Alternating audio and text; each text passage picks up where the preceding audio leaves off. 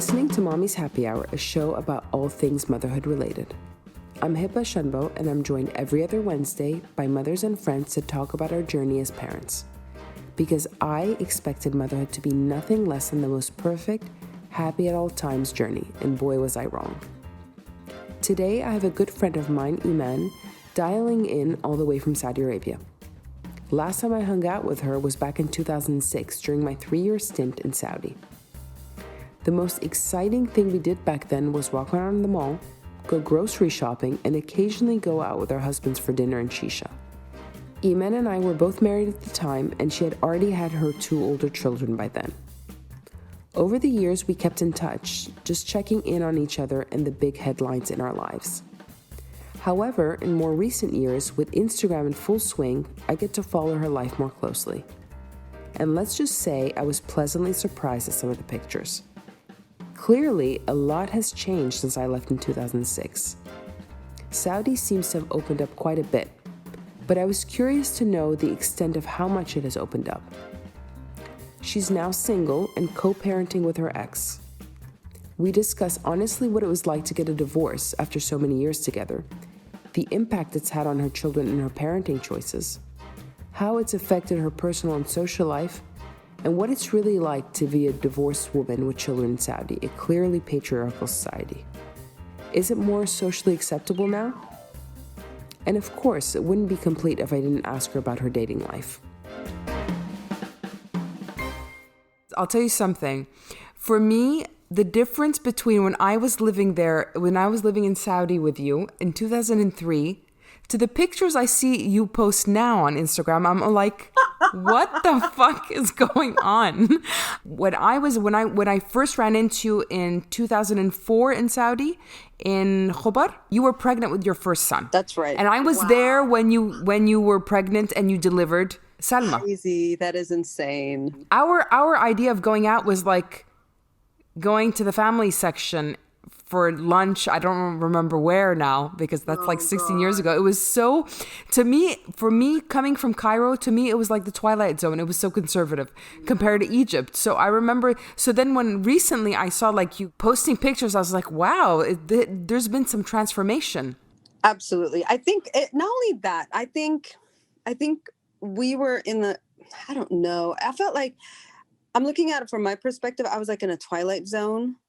I was in a place where I felt, or I put myself in a place where I thought I should be. I think it was so much because I'm very vulnerable a little bit, and I'm easily controlled. And sometimes I just do things to myself where I think it was the right thing to do. So I thought coming back, I had to live a certain lifestyle. Being married, I had to live a certain lifestyle. There's so much expectation. And nobody actually really pressured me. It's just like, that's what I thought was the right thing to do. And this has always been around, this whole life and people going out and stuff. But I think I was in a bubble that was so far away from that. And it was just not part of my life, even though when I was back in Cairo, I mean, I was full of life and I loved going out and partying and socializing and doing whatever. And it's so weird because I feel like I went back in time and that's where I am. It's different place, different, obviously different age group. Well, we have to say that I guess you were living in Cairo, but you're Saudi. So maybe that was what it was. You felt like that you had to. How did you marry your husband? I know that it was more traditional, wasn't it? It was kind of, how did you get to know him? What made you get married? Yeah. So basically what you're saying is that you kind of, when you went back to Saudi, you basically went into the role that you thought people expected of you, or just like kind of the social norm. That's right. And it was eyes on me, right? It was, the whole family, they came back. Eiman is back to Saudi. Everybody was watching Eiman. Everybody's, watching what's her next move. How is she gonna adapt to the society? How is she gonna do this?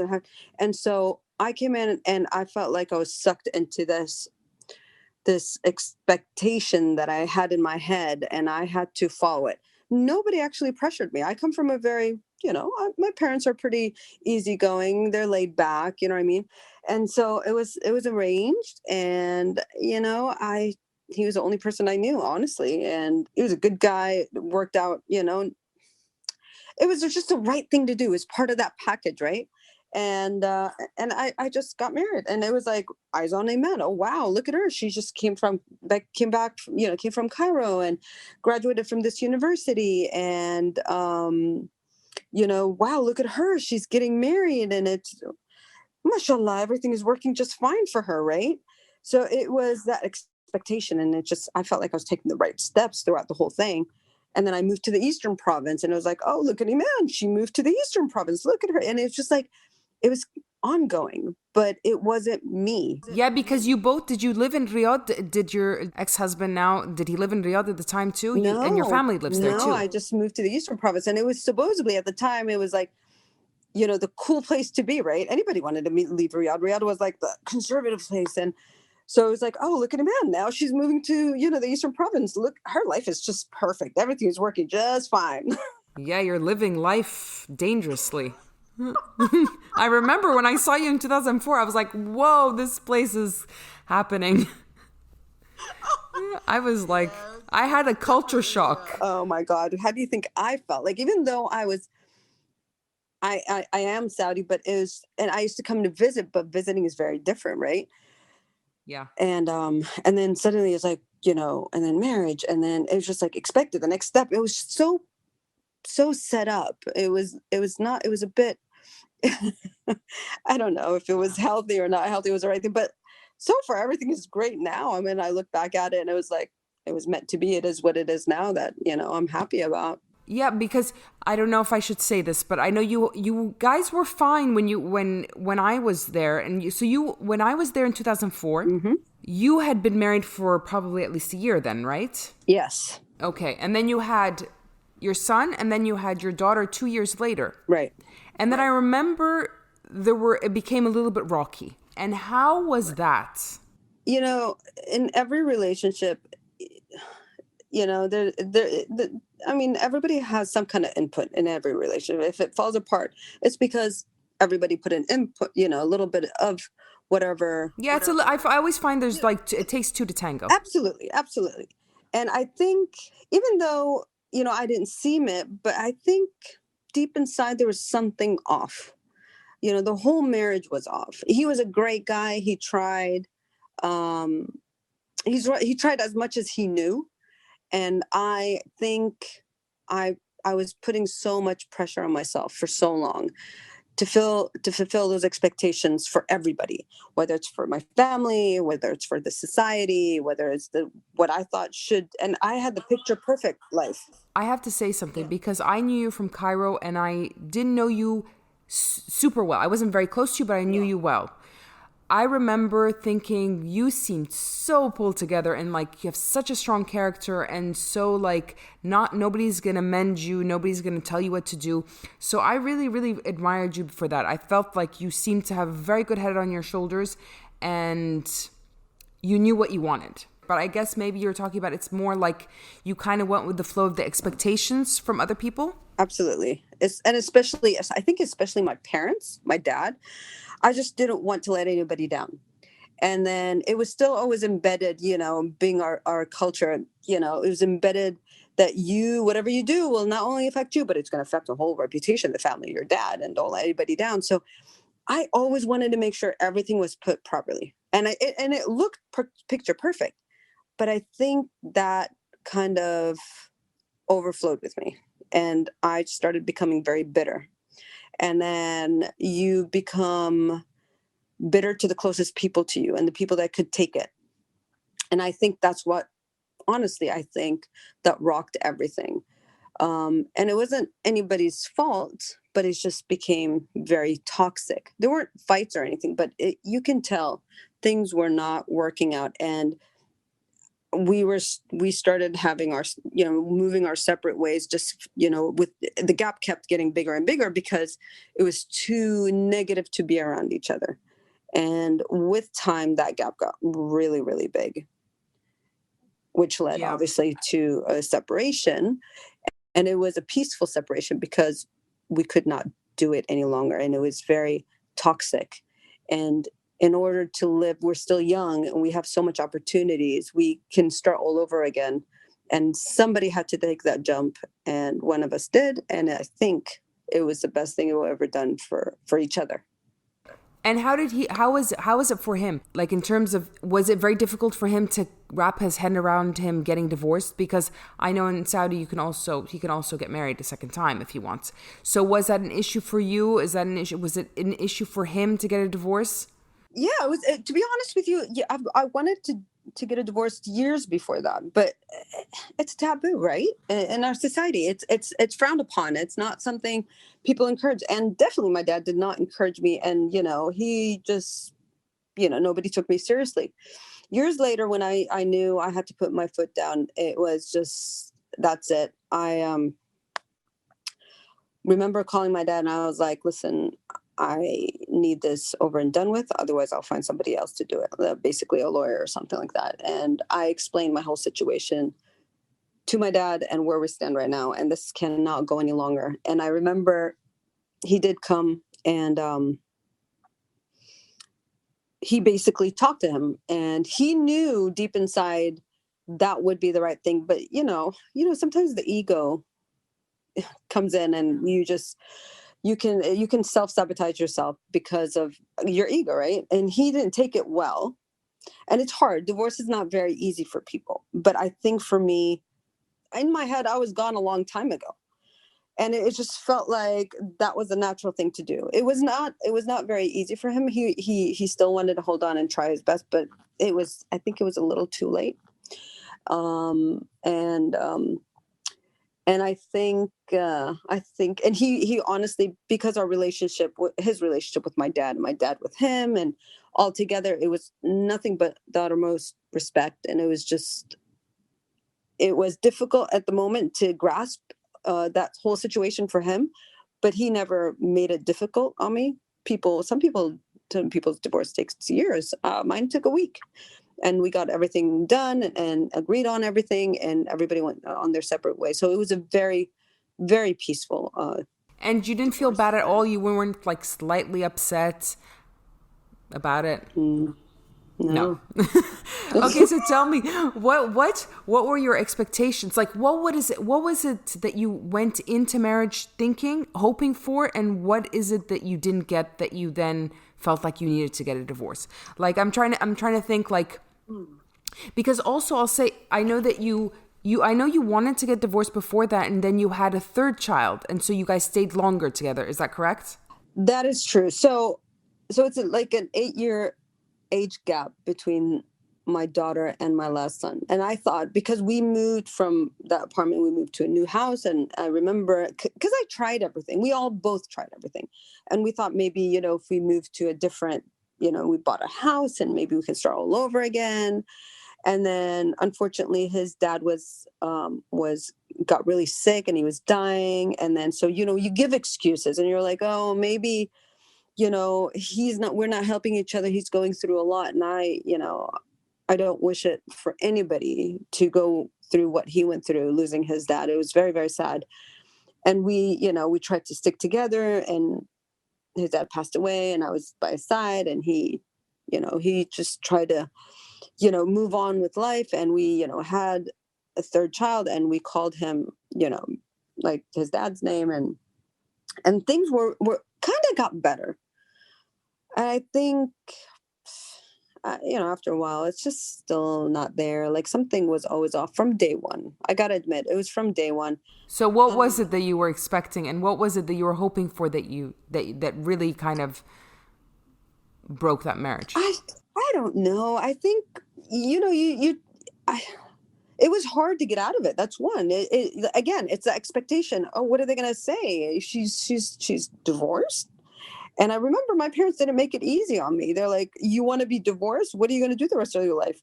Who's going to help you with these children? What if he takes these children and you never see them again? And what if, and you know what I mean? And they give you all these scenarios, but they never give you that one scenario like, you know what, maybe it's healthier and it's better for you and you can find somebody else and you can move on and have a second chance. Nobody thinks that way, right?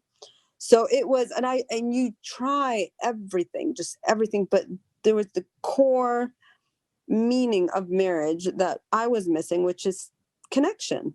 I liked the guy, he was great, but there was never a connection between us. There was nothing meaningful, nothing to hold on to, no similarities, nothing in common, nothing to talk about. We would just be nice to each other. And, they tell you, well, what time you're, and, you'll get used to them and love them. And it's el ashraba, all that stuff. And I'm like, no, it's not there after, 13 years. So it's not working. 13 years, it's not coming. Never coming. So, I mean, I definitely learned so much. You kind of know what you want, what you don't want anymore, right? I think as you get older too, like as as a woman, you get older, you know what you don't want. So because you know what you don't want this, then you know what you want. Do you know what I mean? It's like you kind of figure out what you want through knowing what you don't want. Absolutely. I think unfortunately, because our society is so conservative to a certain extent, I mean, we've come a long way, right? And I heard this with a friend of mine, and she's like, I don't know if this is the right thing to, within our society, we don't have this whole dating thing. It's very difficult. And the core understanding of it is very difficult, right? People do it for fun, but actually dating could be so important because you get to meet people and you have these opportunities to put a list of what you want, what you don't want.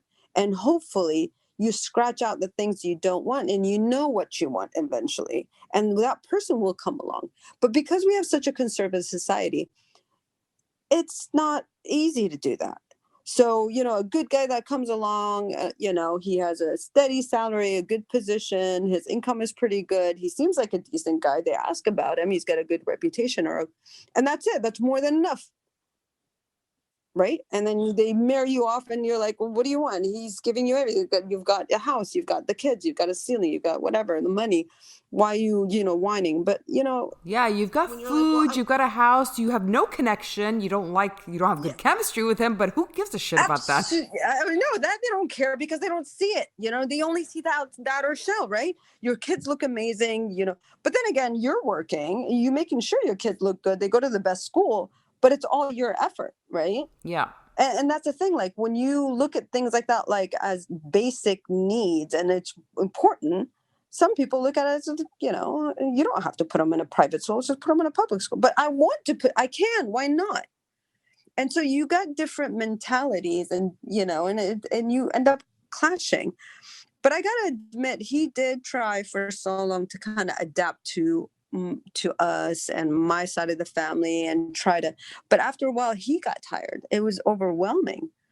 And that's when you lose that interest after a while. I can't blame him. He comes from a different background and I tried to adapt and I couldn't after a while to be that perfect picture wife and mother and it was exhausting because you're not being yourself. I think that's what it is with midlife crisis. You reach a certain age where obviously with experience and maturity and stuff like it's like a slap on the face. You're like, wait a minute, this is not what I want. Yes, I've been doing it for the last maybe 20 years or 15 years, but am I really happy? Is this what I really want? And that's why you see people, they go through these phases. And I think it's because they can't do this any longer. And they know who they truly are, and they go, you grow up and you can tolerate so much, and then you're like, okay, I can't do this anymore. And I think it's every person's right. You have that right to make that choice. I know it sounds selfish, but no, I completely agree. I think like you said, in Egypt and Saudi Arabia is the same, in the Middle East in general, the families are so intertwined in your relationship and marriage with your husband, and it becomes very difficult to separate the two. And so a lot of the times you confuse whether you're with this person for the right reason or with this person for other like exterior factors, because the external factors here work very hard. Like you said, like if there's any issue between you and your husband, God forbid anybody catch wind, because they're gonna give you so much that everybody will think like we always think worst case scenario here, right? So they're like, oh my God, are you guys arguing? Is this what's going on? And like everybody freaks out. And at the same time, like you said, sometimes it's just a passing thing. And then sometimes it's like, you know, you don't have time to really think what it is that you want because you have so many people just interfering in your business. And like, right. Don't do this, don't do that, you're going to regret it. But yeah, no, I definitely agree. I mean, also, I think we both kind of got married the first time young. I was married young too. And when you're younger, you kind of get caught up in that a little bit easier, obviously, than when you're older. When you're older, you know what it is that you want and what you don't want. So you kind of can put that barrier. In your 20s, you probably can't as easily. But it is tough. It is tough in the Middle East to be able to hold that distance with your family and tell them, no, this is what I want. Yeah. Well, unfortunately, it's only now that I actually was able to do that at the age of 40. You know what I mean? Or 39 when I got divorced or whatever. It took me that long. My sister, though, who's 10 years younger than I am, has never fallen in that trap. Is she married? Oh, yeah. She's married and with a daughter, and knock on wood, you know, she learned from she does say it. She's like, I never want to be you. And I'm so proud of her. And I tell her this all the time because I saw the whole arranged marriage bullying sort of thing, you know, my dad pressuring her and all that stuff. But she never let that go. And she never gave in to that. And she made sure she takes her time choosing the right, and knock on wood, she's done it all. And it's great. That's great. But I think being the eldest as well. And I was always very vulnerable when it comes to my parents. Like I can't say no, which is, you know, but it's only now that I actually kind of know yes, I got a divorce. I'm not moving back to Riyadh. I'm staying where I am. This is where my job is. I'm an independent woman and I've got kids and I'll take care of them. It is what it is. How is that? So now you're okay. So you're living on your own and your ex-husband, do you co-parent with him?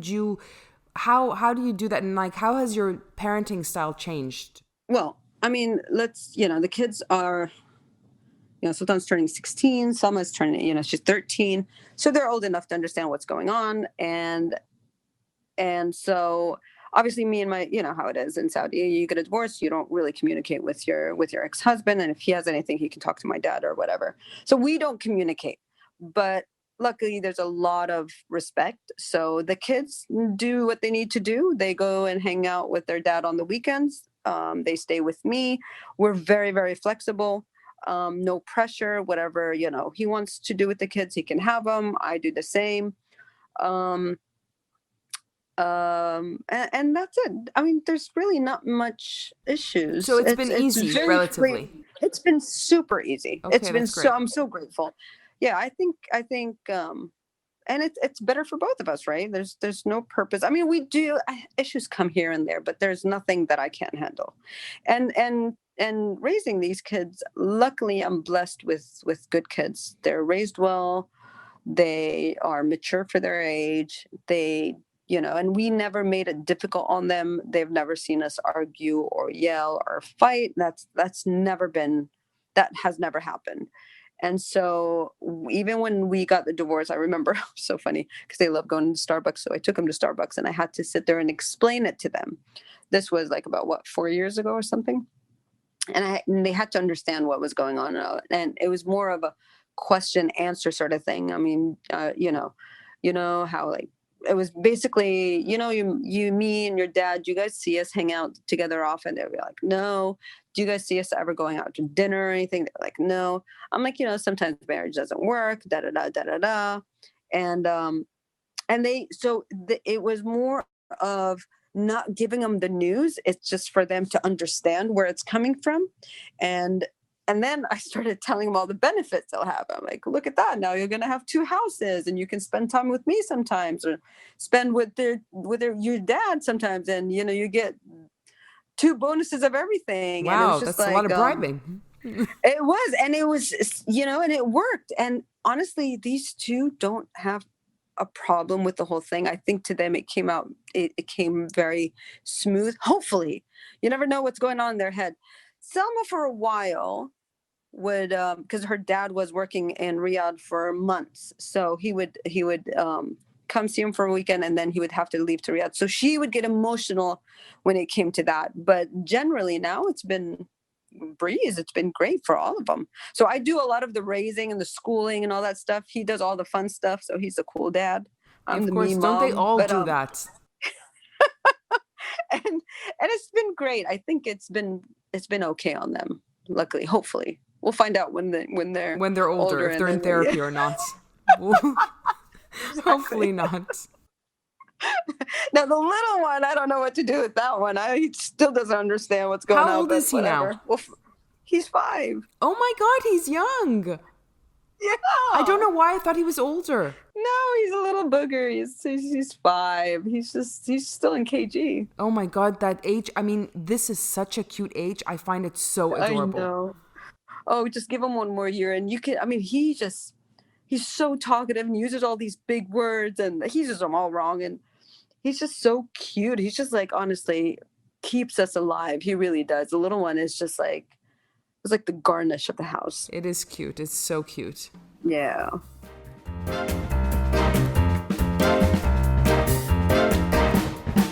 And so, how is are you now dating? Saudi, has it changed that much? Are you guys drinking and dating now, or no? Hon, that stuff has always been around. I mean, everything is available, of course. I mean, I'm in a society. Bear in mind, I was always raised outside of Saudi, so I'm always like the outcast, right? And I'm not an expat. I'm always the Saudi, so I'm kind of in between, which is fine because you can get away with murder, and nobody could, hold anything against you, and it works just fine for me. But I do hang out with all. I mean, the diversity that's in the Eastern province and in Saudi in general, actually, is amazing. You've got people from all over the world, right? And again, my dad was a diplomat, so it's just easier for me to mingle with all different nationalities, right? And so, yeah, I mean, dating opportunities are open, um, and you name it, everything is in Have you dated Saudi, like anybody any other. interesting? Um, you don't really have time for bullshit when you're at this age. You know what I mean? Yeah. But it doesn't mean you can't, be out and about and meet people. I definitely go out and meet people all the time, and you never know. You never say never, right? So for now, we're single, right? Absolutely. I don't know. I don't know if marriage is. You know what? Sometimes I think marriage is not really for everybody. I mean, it's like I love being a mom. I would not take that away, but I don't know if I'm capable of actually being a good wife. I don't know if I want to do that again. It's like getting a master's degree. Not everybody needs it. No, never everybody wants to get it, and not everybody wants like studying or going to school. Yeah, I no, think marriage is just good for people and not for other people. You know what I mean? yeah, And I don't and know. I don't see how. I hope my husband doesn't hear this, but I don't see how marriage can last forever. It just feels like sometimes like it's a lot of work sometimes. It's a lot of work, especially in the beginning, because it's like building a business. You're creating something from scratch that should last you a lifetime, right? Yeah. And it's hard, and it's one building block at a time because every marriage has phases, and you've got the when you're first settling in, and then having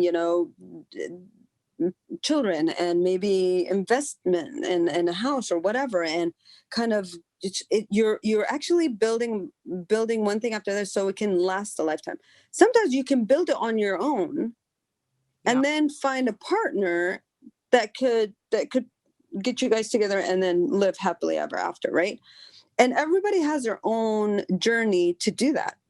It doesn't have to be A, B, C, D. And that's what I think messed up my marriage, or my understanding about marriage, is because I had the whole ABCD kind of plan.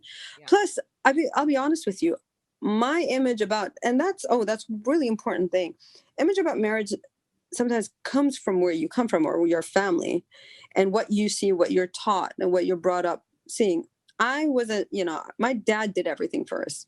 So my mom was a stay-at-home, mom. She cooked and cleaned and took care of us. Where my dad did everything, and we counted on him to do everything. And we were extremely spoiled. So when I got married, it was like the other way around. and I'm a bit of a perfectionist a little bit and control freak. So that wasn't good. And so I wanted things to be done the way what I know, the way we had to live, how I lived with my parents. Yeah. And so I think that exhausted me as well. So I was doing everything the way I thought should be. I should have laid back a little bit and had him take control of it. But he also liked the fact that I was doing everything. So it was just a vicious circle. So what is your biggest insecurity about motherhood, and how do you deal with it? I think quality over quantity, that quality time over quantity. I think I don't, I have a lot of time with them, but it's not much quality in it. I'm really bad at that. I don't have the patience to sit with children and play with them and talk to them. I'm like more of a do this, do that kind of parent. Oh And my I God, I was know, just and I saying try that. really hard. And that's the thing about their dad that's really, really good, because he knows them. He's good with quantity, no quality. And I'm kind of more of a quantity person. I guess we balance each other out. But yeah, that's my insecurity. Like I need to spend more better time with them. I totally understand what you mean, because I was just thinking about the other day. I'm very good at like the things that you need to do. Like Yeah. in the morning when they're up, I'm with them. The food, I figure out what they're gonna do, eat. What I'm gonna, Mm-hmm. what they're gonna wear, like buy their clothes. I get all these things, but to sit there and to like just, I can read a book with them, but sometimes it's like I can't just sit there for like hours playing something with them. I can't. I just don't have the patience, and I have a Yeah. million things going on. So I feel like such a bad parent sometimes. I'm just like, I wish I could just sit for like an hour and do something just with them. I Mm-hmm. don't have time. It's like I don't have the Me patience for it neither. either. Me neither. Can't play a board game. Can't do that. And I can. It still echoes in my head. Mommy, why don't you play with us? I just don't know. I can't do it. You know what I mean? Which is sad. No, I think, like you said, I think it's, some mothers can do like the basic stuff. I mean, that's why it's good to have two, right? So you kind of like complete each other in that sense. For me, Hazem has Mm, more patience too. I think fathers in yeah. general have more patience with these kind of things, maybe because they're not doing the little things. Yeah. Those little Yeah. things can drive Probably. you You're crazy, right. by the way. Yeah. Absolutely. So that's probably it. Well, that's it. Actually, I was going to ask you a couple more questions, but I think that one ended well. But I don't think there needs to be any more. Awesome. It hit right, It hit the like exactly spot. the sweet spot. Yeah, Yeah, that's it. exactly. Both of us were like speechless. We're like, God damn it. Yeah, my God, it's true. But it's true, because it's like just crazy how it's true. I feel so bad. I feel so bad about these little I things. know. I know. And you know what, Heba? You will be so surprised how fast they grow, right? And I look at Sultan now and I'm like, shave your mustache. Yeah, that's And Selma, you're like, oh my God, maybe you need to start wearing a bra. You know what I mean? yeah. And so, and I still, in my head, there's still those little babies, and I still have pictures of them. And I look and I'm like, how did this go by so fast? And I didn't have enough time. So I try to put everything on the little one and try to enjoy him as much as possible. And that's why he's a spoiled brat. Unlike those two. Remember, Selma Sultan, they were so responsible. I would, I was so young at the time too. I'd give him the remote because I used to sleep early because I used to go to work, and I'd be like, whenever you guys are done. He was like 3 and she was like 1 or something, and I used to sleep super early, and I'd give him the remote and say, just close the TV when you're done and go to bed. I don't know where the nanny was. I don't know what they did or what they didn't do, but they would close the TV and go to their beds and sleep. I mean, they were so responsible. I think that made my life so much easier with these kids. Until this day, they're so easy to control and deal with. And I'm just blessed when it comes to that. But the little one, I don't know. We'll figure it out. That's amazing. Yeah. Yeah. So enjoy your kids as much as possible. Trust me. You think they're young now, but they grow up so fast. You know, I hated so the first fast. 2 years. I really didn't like it at all. I was like regretting it big time. But now, after they turned 2, I started to enjoy it. And now, in the past few weeks, I find it so adorable. I absolutely love it. And I'm hoping that they don't grow too fast now. Yeah, no, yeah, to enjoy them. I was very lucky when it comes to motherhood. I can't complain about motherhood because I had it easy. I was very blessed with a great job, great paying job. I was blessed with people who could help at the time. So I always had a nanny taking care of my kids. My in-laws would kind of support. He was okay. So I never had an issue with having the kids and raising them. I'm very blessed and still am very blessed to the help and the support that I have, and it made that side of my life so much easier. I'm not saying it's perfect, but I never struggled. But you had twins, it's double trouble, you know what I mean? It's not easy. I had one at a time, and they were good, simple, easy to take care of kids. They didn't cause me too much trouble, and I had wonderful nannies, and that really makes a difference. Yeah, I think it does, because when they turned 1.5 years, I got a good nanny. But of course, I mean, it took me a while to get used to her. So Yeah. probably like a year after that, that's when I kind of started to like be like, okay, like, kind of be okay with her around them without me there. So yeah, around that's when they turned like between 2 and 2.5, then I was a little more comfortable. Yeah, no, I'm comfortable at 6 months. Take my baby. Yeah. Yeah, because you've had 3. I mean, I get very attached to them when they're first born, and then I just need a few months and I get detached. It's just because they're so small, and my hormones are all over the place. So it's more of that motherly instinct, like they're mine. Don't come anywhere near them. But yeah, just a few months, and then I just let them go. I'm like, take them. I don't want to see them. I need to get some sleep. Leave me alone. And so yeah, I never really struggled. Luckily, it's all good. Thanks for joining us this week on Mommy's Happy Hour. I'm Heba Shunbo, and this episode was produced by Shirag Desai. You can connect with me and tell me more about all your motherhood stories on Instagram at Mommy's Happy Hour or Heba Shunbo.